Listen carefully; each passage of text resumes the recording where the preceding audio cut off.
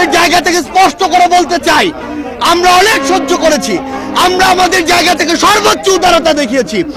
আমরা দেখেছি এই অভ্যুত্থানের পূর্বে কারা কতটুকু এই অভ্যুত্থানকে সমর্থন করেছিল।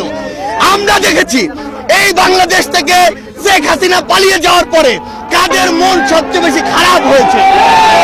আমরা আমাদের জায়গা থেকে স্পষ্ট দেখেছি যখন এই বাংলাদেশে অভ্যুত্থান পরবর্তী সময় একটি অস্থিতিশীল পরিবেশ হওয়ার কথা ছিল, তখন কিভাবে আমাদের এই মাদ্রাসার ভাইরা ওই মন্দিরে গিয়ে পাহারা দিয়েছে, কিভাবে 5ই আগস্ট রাতে সারা রাত ওই মন্দির পাহারা দিয়ে সকালে ফজরের নামাজ তার সামনে রাস্তায় পড়েছে।